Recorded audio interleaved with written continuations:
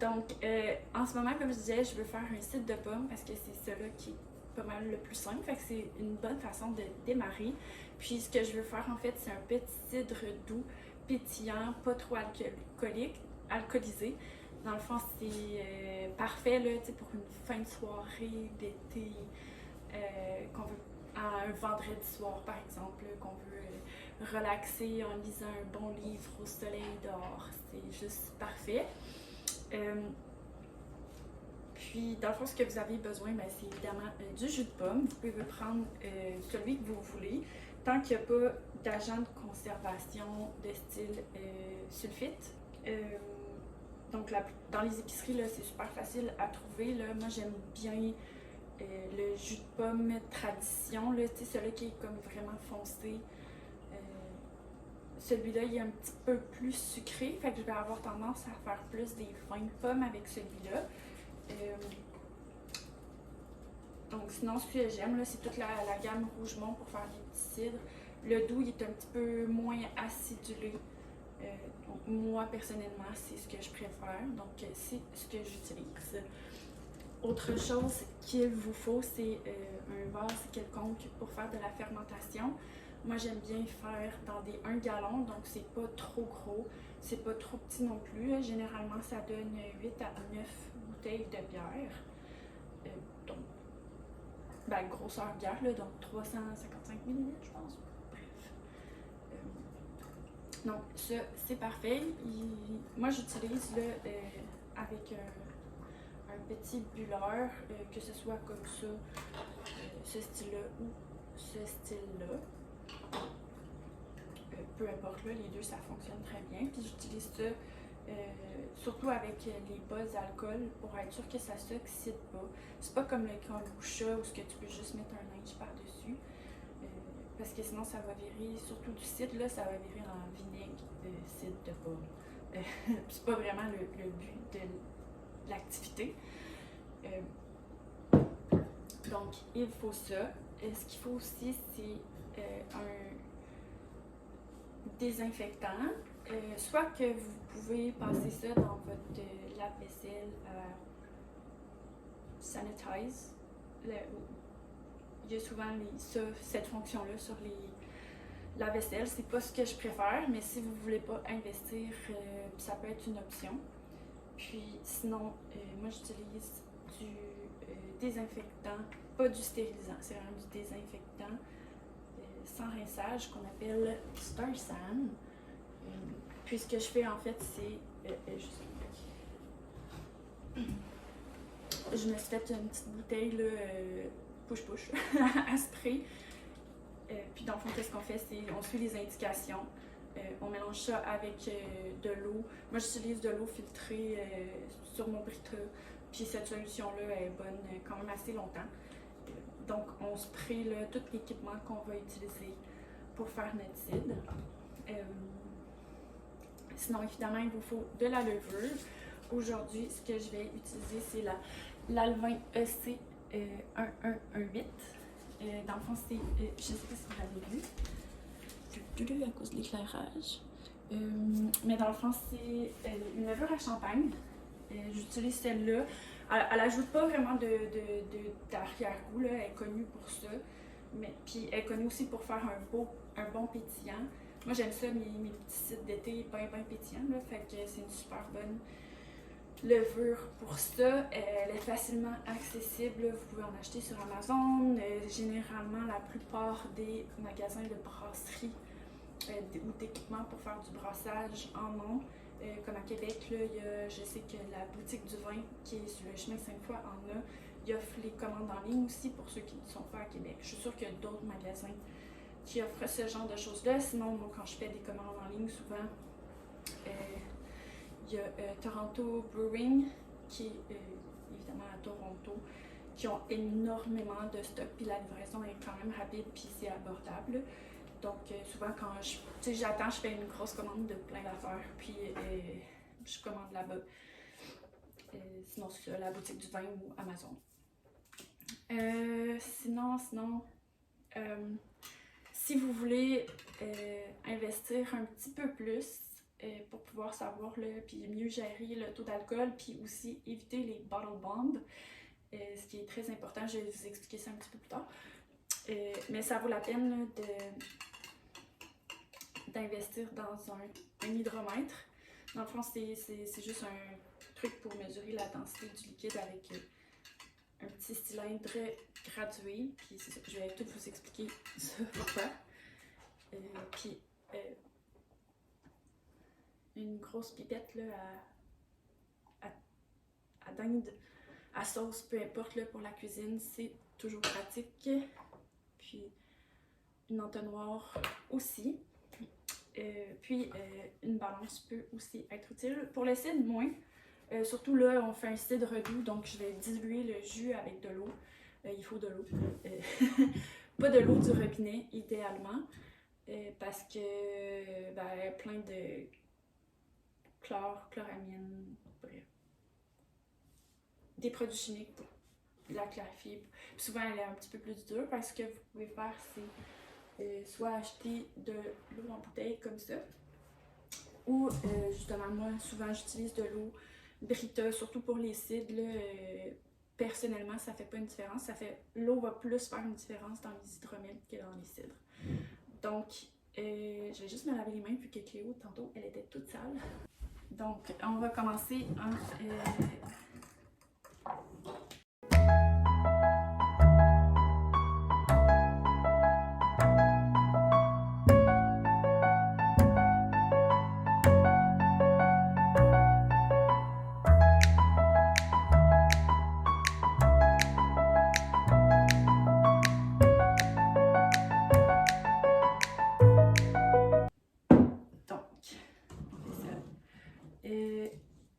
Puis après ça, c'est vraiment très simple. Excusez, mon chat il est comme vraiment grand puis ça m'énerve. Donc on fait tout simplement ajouter le jus de pomme.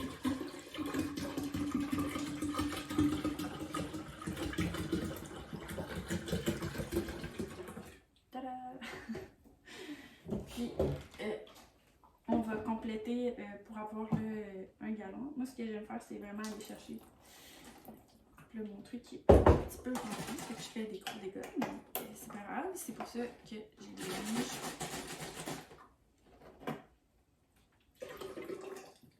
Voilà.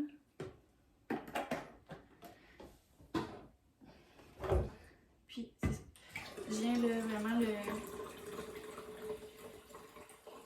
compléter jusqu'au 1 gallon. C'est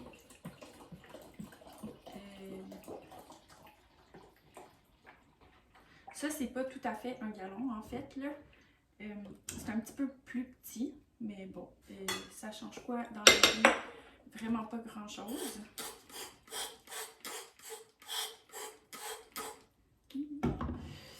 Donc, on désinfecte aussi la poire. Je vais juste en mettre partout. Puis, on désinfecte ceci.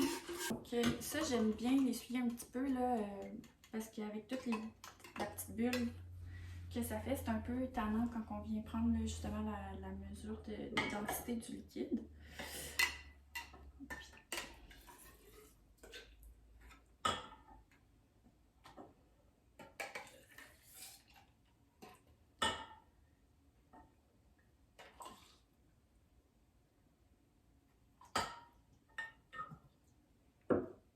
Donc là, il y a plein de mousse. C'est là que ça devient un petit peu tannant. Puis aussi, c'est important de prendre des notes pour se rappeler qu'est-ce qu'on a fait, parce que dans le fond, après, quand je vais avoir mis ma levure, après ça, dans le fond, je les laisse sur mon comptoir pendant quelques semaines. Donc, quelques semaines plus tard, c'est un petit peu difficile de se rappeler qu'est-ce qu'on a fait, qu'est-ce qui était quoi, qu'est-ce qui était où. Donc, c'est bien de le noter. Puis, donc, on a une densité de départ de 1,026. Ça va faire un cidre là, qui va être à peu près 3% d'alcool. Donc, qu'est-ce qu'on peut faire ici maintenant? C'est ajouter... bon, on va remettre... Vu que j'ai désinfecté, moi, je me permets de remettre ça là. Puis, on ajoute la levure. C'est vraiment, comme j'ai dit, assez simple.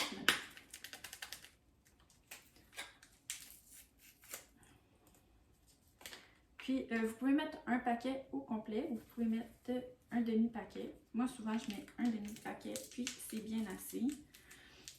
Puis, dans le fond, on fait juste refermer le paquet. Je mets un petit tape, puis après ça, je le remets dans le frigo. Comme là, j'ai cela que j'ai parti la semaine dernière. Donc, ce que je vais faire quand la fermentation va être terminée, je vais le transverser dans un autre contenant dans lequel je vais ajouter probablement des fraises, puisque j'ai envie d'avoir un cidre avec des fraises.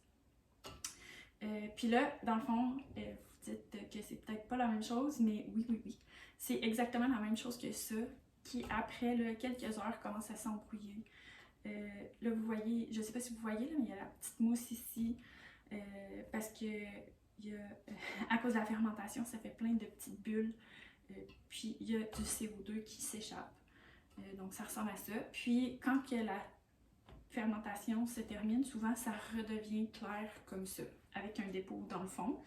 Ce qui est important de faire, c'est quand la fermentation s'est terminée, c'est de venir reprendre une mesure de gravité. Puis là, techniquement, ça devrait être à environ 1. Donc, avant de terminer la première phase de faisage de cidre, donc on vient tout simplement fermer. Tout simplement, finalement, c'est pas si simple que ça parce qu'il ne veut pas. On vient bien fermer le couvercle, puis on vient remplir. Il est où ma petite bouteille?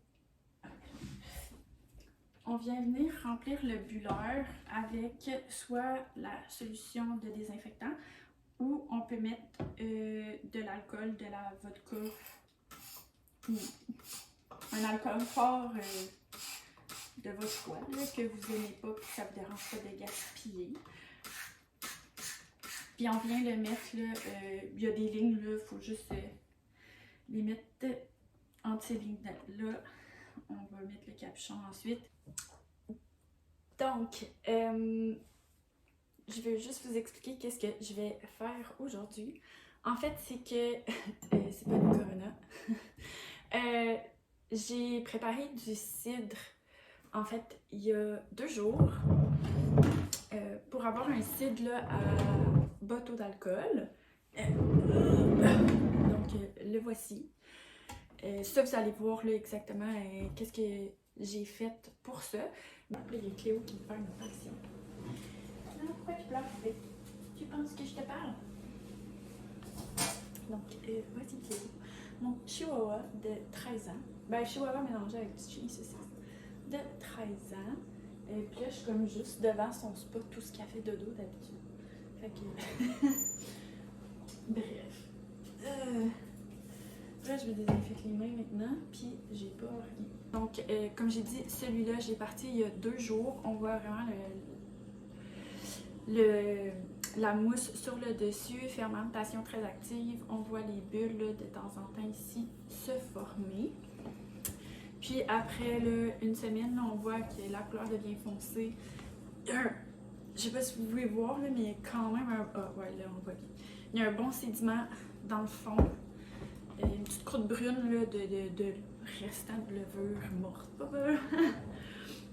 Puis très actif non plus. On voit quand même qu'il y a encore des bulles qui se forment ici. Ça peut être 2 choses, soit que la fermentation n'est pas terminée, soit que c'est du dégazage. Peu importe que la fermentation est terminée ou non, je vais le transférer pour le mettre sur les fraises. Parce que clairement, la fermentation elle a ralenti. À voir qu'est-ce que ça va donner sur les fraises, parce que dans les fraises, il y a du sucre. Donc, ça se peut qu'elles se réactivent ou pas. Puis aussi, c'est ça, vu qu'on va aller chercher le sucre qu'il y a dans les fraises, le taux d'alcool va monter un petit peu. C'est vraiment... Moi, j'ai pas vu comment le calculer autre que tu transvades, tu prends des mesures de gravité comme quelques heures après, 24 heures après, pour voir s'il monte puis descend. C'est un peu... ça prend beaucoup de temps. Tu sais, faut pas oublier, il faut désinfecter à chaque étape. Fait que j'ai pas tendance à le faire. Fait que souvent, qu'est-ce que je vais faire? Je vais dire, mettons, lui, il est supposé être à 3%, mais j'ai des sucres, fait que il y a plus de sucre dedans. Fait que peut-être qu'il est à 3,54%, mais ça va rester quand même faible, là. Je mets pas 5 livres de fraises dans mon cidre, là. Donc, dans mon baquette, j'ai mis des fraises. Ah, ça sent bon. Dans le fond, c'est des fraises congelées. Elles sont encore un petit peu congelées, c'est pas grave. Puis, ce que j'avais exactement comme fraises, j'avais un casseau de fraises de l'île d'Orléans, bien évidemment, de l'été passé, que j'avais congelé avant de les perdre. Puis, j'ai aussi un sac complet qui est 600 grammes de fraises congelées que j'avais dans mon congélateur depuis probablement 1 an encore. Parce que probablement que j'avais prévu faire ça l'année passée puis que j'avais pas tout utilisé. Ou que j'ai juste pas eu le temps de le faire.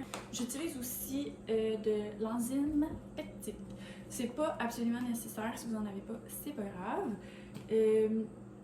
Dans le fond, c'est une enzyme, c'est de la pectinase qui va aider là, à break down, à comme défaire les parois cellulaires là, des fraises. Que ça va aider à retirer le sucre, à retirer les saveurs de tout ça. Puis souvent, ça aide beaucoup à la clarté des cidres ou vins ou peu importe ce que vous faites.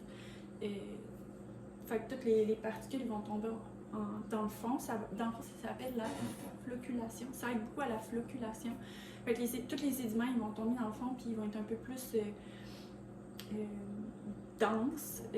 Puis comme ça, ben, quand on fait les transferts, ben, ils ont moins tendance à être transférés. Fait que ça fait des cidres, des vins, des hydromels, peu importe, plus clair. Donc j'ai mis là... moi je l'ai mis direct quand j'ai mis mes fraises dedans. Évidemment, là, vu que c'est froid, ça ne doit pas agir bien.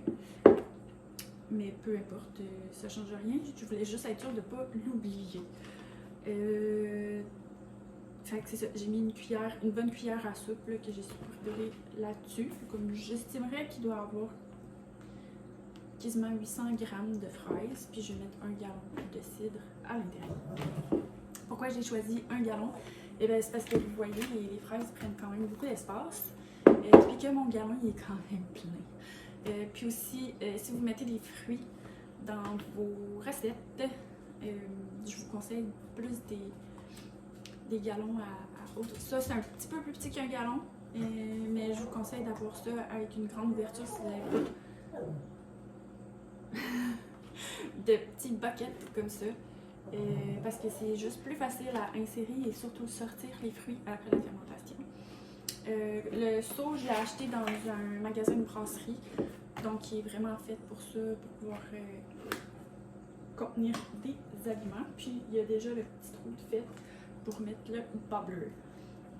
Donc, ce qu'on va faire en fait, c'est transverser le cidre qui est déjà commencé à fermenter depuis 1 semaine dans le bucket à l'aide d'un siphon qui est stérilisé, pas stérilisé, excusez-moi, qui est désinfecté avec le Star San. Tout a été désinfecté avec une solution de Star San, donc ça j'en ai déjà parlé. Je vais sûrement mettre comme la première partie de tout ça, je mis à ce vidéo aussi. Dans le fond, il y a des indications à l'arrière. On dissout ça dans l'eau selon les indications. Puis moi, je le mets dans une bouteille à spray comme ça. Je spray tout mon équipement. Il y en a qui disent que c'est pas assez. Avant, je faisais ça justement dans un gros bac que je remplissais. T'en as un os. Mais c'est quand même time intensive, ça prend du temps, il y a beaucoup de gaspillage. Puis j'ai vu beaucoup de youtubeurs en anglais qui font du brassage, qui utilisent le spray puis qui n'ont jamais eu de problème. Fait que je m'étais mis à faire ça, puis effectivement, j'ai pas eu de problème. Donc je me suis mis à faire ça. Puis, veux pas du Star Sand, c'est pas donné, donc si on peut l'économiser, tant mieux. On sauve du temps, tant mieux. On se facilite la vie. Bon, là, je l'ai assemblé parce qu'il était désassemblé. Donc là, ce que je vais faire, c'est transférer de ça à mon bucket. Vous pouvez probablement pas voir parce que il y a un effet de graffité qu'il faut avoir. Donc il faut que ça soit plus haut que le bucket. Puis j'ai rien pour le soulever. Puis je vois pas ce que je pourrais utiliser pour le soulever. Puis pourquoi c'est important d'utiliser ça comme ça? Si vous en avez pas, que c'est la première fois que vous faites du brassage, vous pouvez transvider très doucement sans faire d'éclaboussure. Parce qu'il ne faut pas qu'il y ait d'air. Parce que sinon, s'il y a de l'air, vu qu'il y a aussi présence d'alcool, ça va virer en vinaigre. Cléo. Maman filme. Donc, je vais faire ça. C'est quand même facile à utiliser. Donc, on insère à l'intérieur. Ah oui, il y a un petit cap ici. Moi, je le garde parce que là, il y a quand même beaucoup de sédiments dans le fond. Donc, on vient créer un vide. Puis, le liquide se transfère. Puis comme ça évite vraiment d'introduire de l'air dans notre brassage. Donc, évite l'oxydation.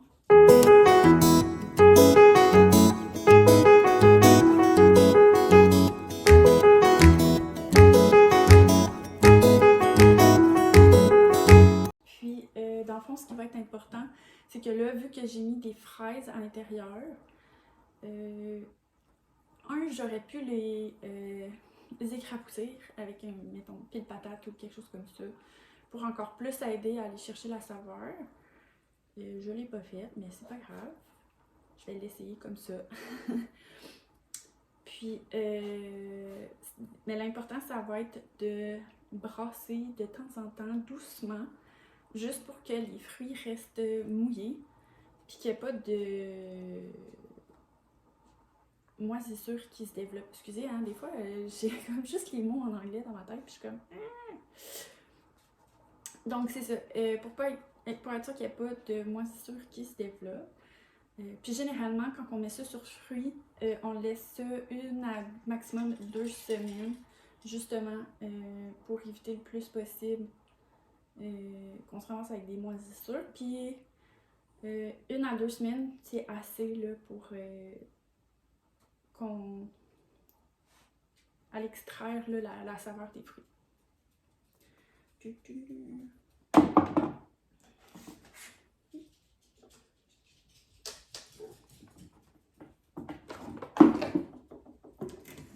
Donc, c'est la fin de la 2e étape, c'est assez facile. Donc, s'assurer de bien fermer le bucket. Puis, comme je vous disais, là, à tous les 2 jours, je vais sûrement le brasser un petit peu comme ça. Puis, ça, vu que c'est opaque, ça me gêne pas de le laisser où est-ce que j'ai de la place, puis où est-ce que je vais le voir. Donc souvent, c'est dans ma salle à dîner. Fait que je le laisse dans ma salle à dîner qui n'est pas trop exposée au soleil. Puis comme ça, je l'oublie pas, puis je le brasse là, de temps en temps, à tous les jours. Comme ça, je suis sûre de ne pas l'oublier. Puis, c'est pas mal ça pour aujourd'hui.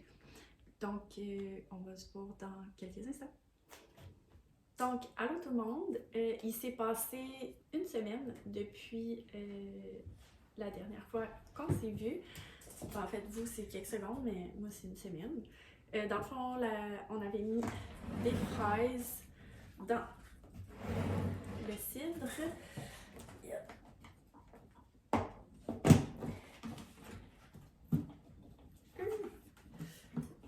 Ça, c'est le désavantage des buckets. Ils sont vraiment durs à ouvrir. Bon. OK. Ouais.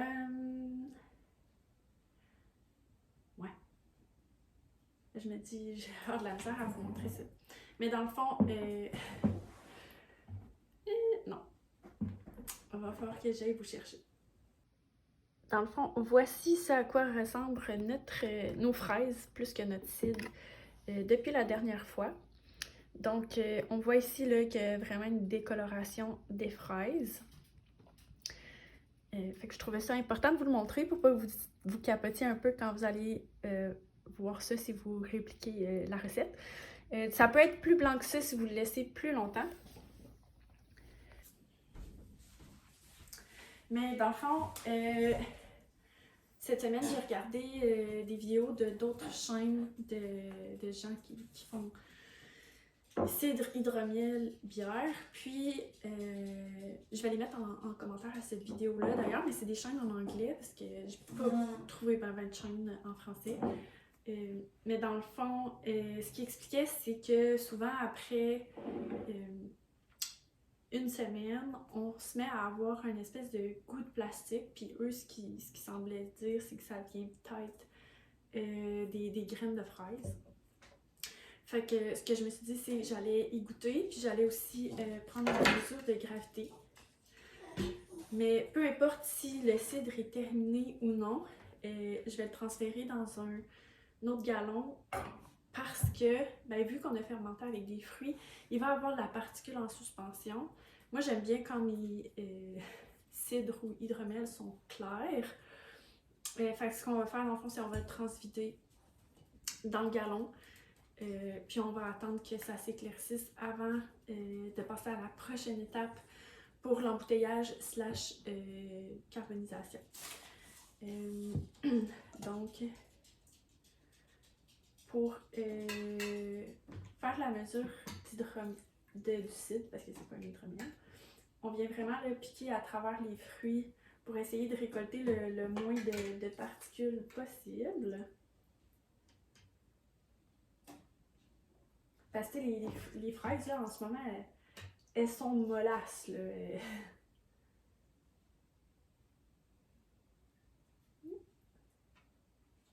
Donc, voilà. Puis, tu sais, on voit là, la belle couleur rose qu'on obtient là, grâce aux fraises. Je trouve ça vraiment beau.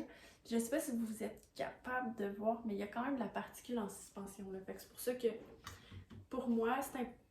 Mon Dieu, non, mes croches. Pour moi, c'est important là, de faire l'étape de le transvider dans un autre puis attendre que ça se dépose au fond avant d'embouteiller, parce que aussi que c'est déjà là qu'on va faire une carbonisation naturelle, il va déjà avoir un dépôt dans le fond. Fait que je voudrais pas qu'il y ait ce dépôt dans le fond de ma bouteille. Fait en faisant cette étape-là, on va éviter d'avoir trop de particules en suspension. Puis là, j'ai encore de la mousse. Des mousses. Donc là, en ce moment,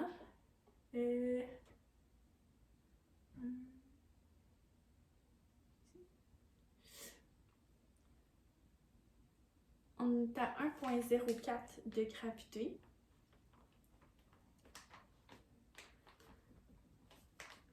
Puis on est le 1er mars. Donc, puis ah oui, je voulais vous dire que ça l'a bien refermenté d'ajouter les fraises. Faut pas oublier que dans les fraises, il y a du sucre. Fait que là, ça devient difficile d'évaluer le taux d'alcool qu'on a. Mais là, c'est ça, encore là, à 1,04 de gravité. Est-ce que la fermentation est terminée ou pas? Je vous avouerai que c'est difficile à dire parce que à cause de la densité de l'alcool, ça peut descendre en bas de 1. Fait que je pense que c'est pas encore terminé. Puis il y avait encore un petit peu de bulle qui se formait, un peu de pression dans mon bucket qui se formait. Fait que personnellement, je pense que c'est pas terminé. Fait que c'est encore plus une meilleure idée de transvider dans un autre gallon plutôt que de simplement l'embouteiller puis faire des bubble bombs.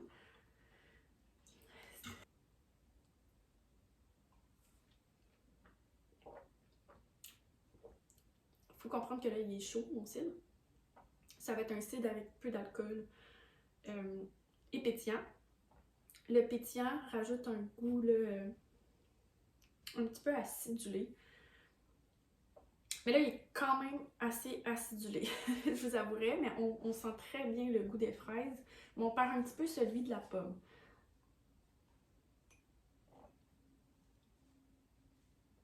Fait que je le laisserai pas une semaine de plus, personnellement. Puis,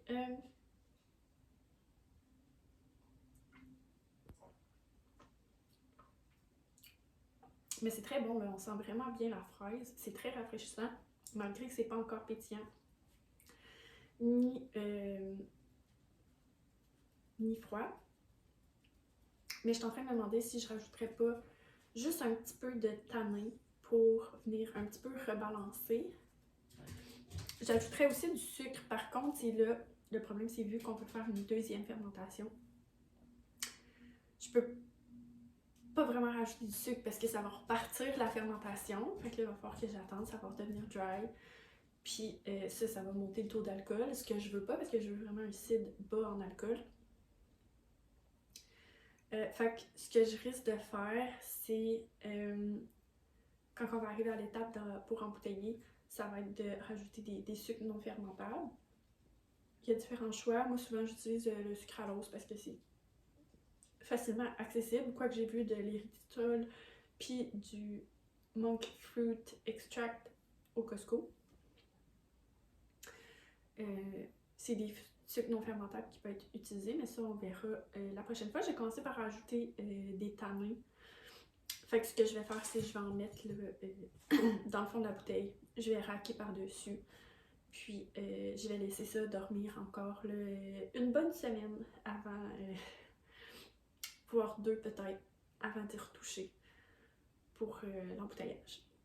Je me suis dit que ça serait peut-être une bonne idée d'essayer les tanins dans mon échantillon avant de les mettre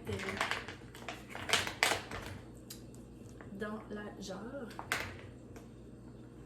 Puis ça, c'est une pratique que des fois j'oublie de faire, là, de tester sur l'échantillon avant de faire des modifications parce que c'est facile de rajouter des choses, c'est un petit peu plus difficile de les enlever. Comme là, j'allais désinfecter ma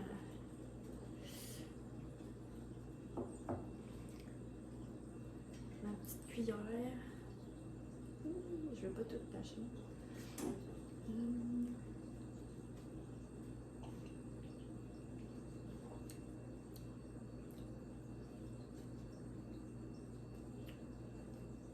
Ça reste encore quand même acide. J'ai ajouté plus que pas assez. Bon, j'irai la remettoyer après.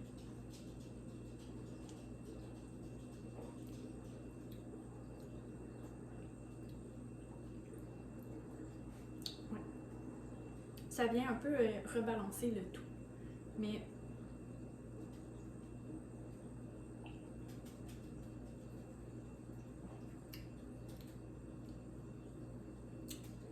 là, j'ai l'impression qu'on s'approche plus d'un vin que d'un cidre léger.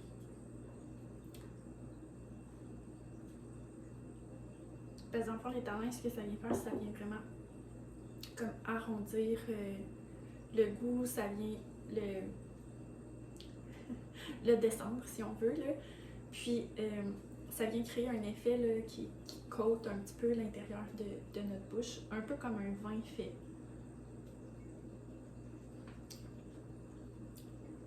Là, c'est sûr qu'il y en a trop parce que j'ai juste comme dompé ça dans mon échantillon. Mais je pense que je vais ajouter un bon quart de cuillère à thé maintenant. Fait que ça va avoir le temps là, de maturer puis de s'intégrer au reste du cidre pendant la semaine ou les 2 semaines qui vont suivre. Fait que comme ça, ça va être plus facile d'évaluer s'il y en manque la prochaine fois que si j'en ai trop. Parce qu'avec le temps, ce qui arrive, c'est souvent les saveurs qui vont se mélanger puis s'accoutumer, si on veut, là.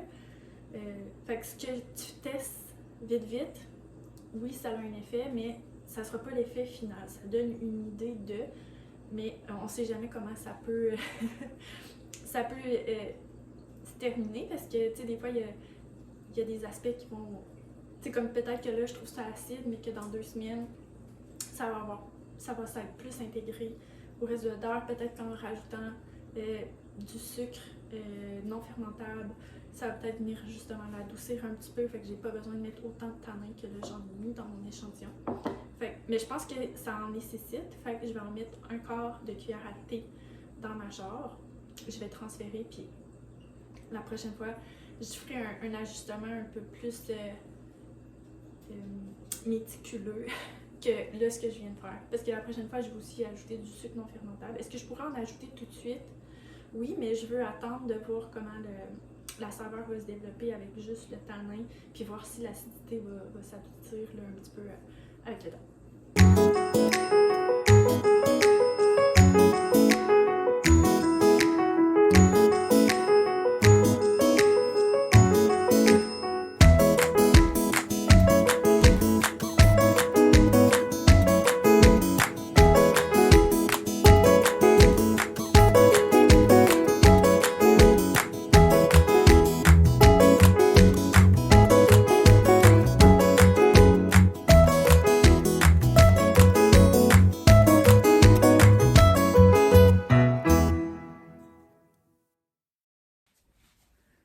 Donc, voici ce à quoi le cidre ressemble en ce moment. Je vais essayer de fermer la lumière, voir si ça va permettre de mieux voir. T'sais, on voit là, on voit pas ma main là, en arrière. Très, très sombre. Mais on voit la belle couleur rouge, donc j'ai bien hâte de voir ce que ça va donner. On s'est vu là une semaine où j'ai enlevé mon cidre de mes fraises et voici ce que ça a donné. Donc on voit là, il y a une belle couleur transparente. On voit qu'il y a un gros dépôt dans le fond, fait que je vais essayer de pas trop le brasser. Il y a un petit peu de morceaux de fraises en suspension. Avec un peu de chance, là, on les ramassera pas trop quand on va transvaser là-dedans. Ça a tout été désinfecté au Star Sand. J'ai pris ma mesure de gravité, elle était à 1.004, tout comme la semaine dernière, donc c'est vraiment prêt à embouteiller. Puis, vu qu'il y a vraiment beaucoup de dépôts dans le fond, je vais transvaser. Je vais juste, parce que là, je viens juste de faire un autre cidre. J'avais enlevé le petit cap, donc je vais le remettre. Donc, je vais juste transvaser. Par contre, là, vu qu'il y a beaucoup de dépôts, je vais mieux m'organiser, fait que vous ne pourrez pas voir, mais vous l'avez déjà vu, fait que c'est pas grave. J'ai transvasé. Il y a un petit peu de morceaux de fraises là, ici et là, mais moi, je vis très bien avec ça. Puis, je vais juste y goûter avant d'embouteiller pour pouvoir ajuster là, les saveurs, comme je parlais l'autre fois.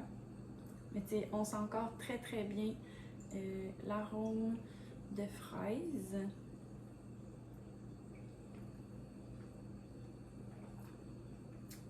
C'est encore quand même assez acide.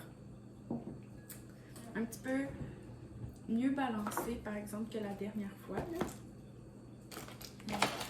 Fait, je vais ajouter là, une bonne cuillerée de sucralose, donc un sucre non fermentable. Il y a plusieurs choix là, sur le marché. Moi, je prends le sucralose parce que la stevia, j'aime pas le goût. Puis, c'est pas mal les deux qui sont facilement accessibles pour moi. Sinon, il y a de l'érythritol ou du monk fruit, du fruit, de l'extrait de fruits de monk. Je sais qu'il y en a au Costco. Mais, tu sais, moi, j'avais déjà du sucralose, fait que j'utilise ce que j'ai.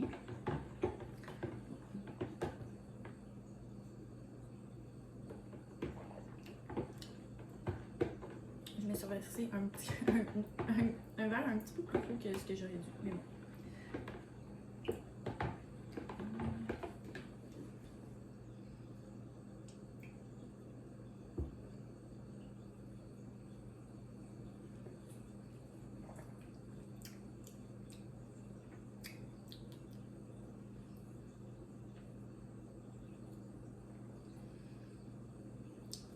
On dirait que...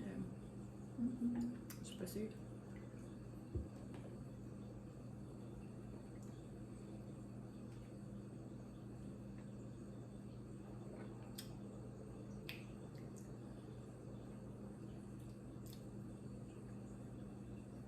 On dirait que je viens de perdre le goût de la fraise.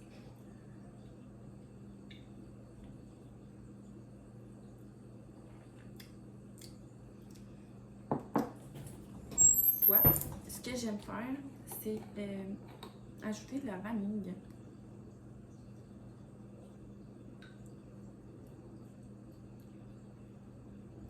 Que ça vient. Des fois, là, ça aide là, à comme rehausser certaines saveurs. J'en mets vraiment pas beaucoup là. Parce que sinon ça va goûter juste ça.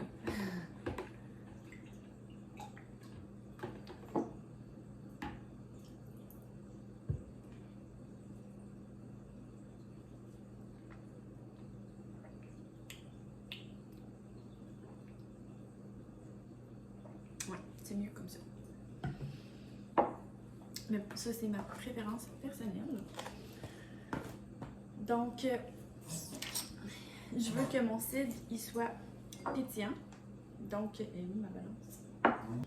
Ma chaise à crince. Donc, pour que ce soit pétillant, puis je veux le faire de manière naturelle là, dans mes bouteilles parce que ben, j'ai un mini keg, mais j'aime pas tant ça utiliser ça. Il faut utiliser des sucres fermentables. Généralement, pour 1 gallon avec du sucre blanc, on met entre 10 et 15 grammes. Souvent, moi, je vise un 12-13 là, en plein milieu. Comme ça, je suis sûre que ça va être assez carbonisé, mais il y a moins de chances que ça fasse des bubble bombs. Puis, sinon, une autre technique qui existent, c'est des espèces de petites pastilles qu'on met dans chacune des bouteilles. C'est plus simple. Je sais qu'il y a beaucoup de monde qui mettent 1 cuillère à thé par bouteille. Personnellement, moi, je préfère comme mesurer un 15 grammes, le mettre là-dedans, puis juste bien mélanger. Souvent, ça me permet aussi de faire mon dégazage en même temps, parce qu'il faut comprendre que si on ne mélange pas bien, il va y avoir des bouteilles avec pas de sucre, puis des bouteilles avec trop de sucre, puis là, c'est aussi problématique. Quand j'ai commencé, j'utilisais des petites pastilles, mais maintenant, je fais ça parce qu'à la longue, ça devient cher, les petites pastilles. C'est pas très cher, c'est juste que c'est vraiment moins cher d'utiliser du sucre que tu mélanges. Donc, on brasse jusqu'à ce qu'on s'assure que tout est vraiment bien dissous. Fait que là, j'ai mis là, 13 grammes de sucre blanc. Puis ensuite, je vais mettre en bouteiller quand je vais avoir fini de brasser. Donc, on a 2, 4, 6, 8, 9 et demi. Celle-là, elle va être bue plus rapidement parce que ben, elle n'est pas pleine. Donc, moi, personnellement, ce que j'utilise, c'est les Crown Cap, comme vraiment les bouchons à bière que j'installe avec ça. Puis, c'est vraiment simple. Là, on dépose le petit bouchon sur la bouteille. Il y a un élément qui tient en place. Puis, on presse. Moi, j'aime faire un quart de tour. Puis, le represser juste pour être sûr. Ça coûte, me semble, une vingtaine, trentaine de dollars. Les petits cups, ça coûte rien. Puis, j'utilise des bouteilles que j'ai recyclées. Et voilà, on a un cidre, je le trouve vraiment beau, là, il est vraiment clair. Celui-là, je suis chanceuse, il n'y a pas de petites particules de fraise dedans. Puis, ce qui reste à faire, en fait, c'est d'attendre de 2 à 4 semaines pour la carbonisation. Donc, on laisse ça là, à la température de la pièce. Puis après ça, on peut les mettre au frigo pour les boire, puis les apprécier. Donc, j'espère que vous avez aimé là, ce premier épisode pour faire un bon petit cidre à la fraise, pas trop compliqué. Puis ça va être plaisant cet été. À peu près là, 3... À cause des fraises, là, je sais pas, là, fait que probablement 3-4% d'alcool dans ce breuvage-là. Donc ça va être assez léger, fruité, parfait pour la saison estivale qui va s'en venir là, dans quelques mois.